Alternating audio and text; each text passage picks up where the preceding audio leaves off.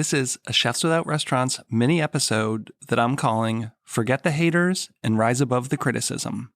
This is the Chefs Without Restaurants podcast with your host, Chris Spear. Each week, I'll be speaking with food entrepreneurs and people in the culinary industry. If you're interested in learning more about our organization dedicated to helping people build and grow their food businesses, look us up on the web at chefswithoutrestaurants.com and .org, and on Facebook, Instagram, and Twitter at Chefs Without Restaurants. Now, enjoy the show.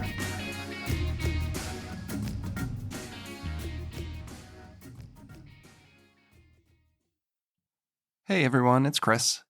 I just thought I'd drop a little mini podcast episode today. I haven't done a lot of these in the past, but I'm thinking about doing a few more of them on singular topics and just getting in, getting out in under 5 minutes. You might have caught a couple of my recent What is a Chef mini episodes with guests, and I wanted to kind of get on the mic and talk about a few things myself.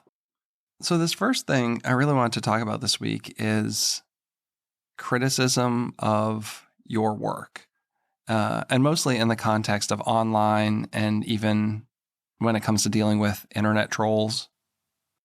You know, I'm at the point where I'm fairly confident in my work, but I know there's a lot of younger creators out there who are maybe just starting to share what they're doing, and it can be really hard. You know, the first time I had something in a major publication, it was Garden and Gun a few years ago. They published one of my cocktail recipes on their website, and I was super excited for it. This was a big deal for me, and they published the content on their Facebook page as well. And the first comment was, "What a waste of good bourbon. I would never make a cocktail with that." And that was really hard. Like, I had spent a lot of time and effort in this, and the very first comment was some random person kind of digging at what I did. But that was like almost 10 years ago, and I'm over it. So why now? Why do I want to talk about this now? Well, a couple of weeks ago, I was making bagels at home just for my family. I had never done it before. Kathy Barrow, who is a previous guest on the show, she is putting out a book on bagels that's going to be out in March. And I got an advanced copy of the book, which is really awesome. And Kathy's going to be on the podcast this season as well before that book comes out, so check that out. But I made a video. I thought it'd be fun. I put it on TikTok and I put it on Instagram Reels. So a couple days after it dropped, this person who I don't know, doesn't follow me at all, just came on and said, "That's some ugly looking bagels." Okay, like, yeah, it was my first time. We enjoyed them. They were delicious. But what makes a person think that that's okay to do that, right? So I kind of employed Gary Vee's tactic, which is, come at it with empathy. Maybe this guy is going through something, I don't know. So I responded to him, "Thanks for the feedback. It was my first time. I hope you're amazing the first time you do anything new. I feel bad that you need to come on a stranger's page and leave negative comments. I'm sorry for whatever you're going through."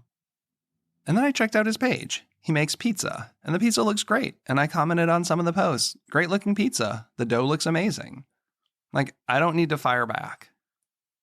And I thought it was done, and I moved on. Again, I don't really care what this guy's opinion is. But what was interesting was he DM'd me and said it was purely meant to be a banter. Nothing less, nothing more. Sorry, I can definitely drop some great bagel making tips if you would like. Thumbs up emoji. And then he proceeded to send me like 4 pictures of his bagels. He probably thought that he was just going to come in, drop some wise ass remark and bounce. But I came back, and now he's backpedaling like, whoa. Like, I just wanted to help you out. But let's be clear, if you really wanted to help someone out, you would have maybe come on in the first place and said, "Hey, great job for the first time you did that. I would love to give you some tips if you would like." So this is for both like the people who want to go and just drop some crap comments on people's content. Don't be that guy. But what it's really for are the people out there making content. This is just what's going to happen to you. You don't need to reply. In fact, 99% of the time, I just blow it off because it is no big deal to me. But I don't want that to stop you from putting out your work. Keep going. Put up that recipe. Put up that video. Put out that podcast. Write that article.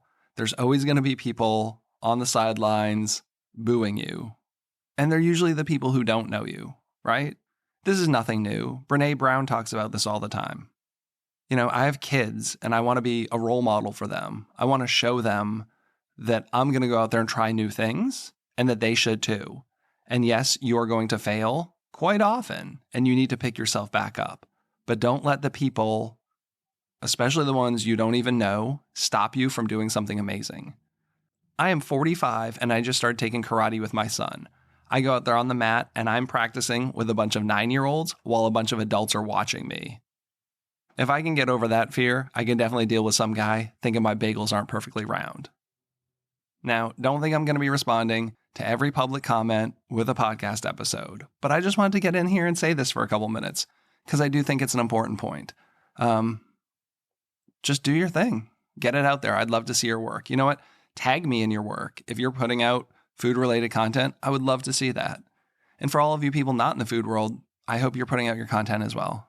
So have an amazing day, and I'll see you around. Go to chefswithoutrestaurants.org to find our Facebook group, mailing list, and chef database. The community's free to join. You'll get gig opportunities, advice on building and growing your business, and you'll never miss an episode of our podcast. Have a great week.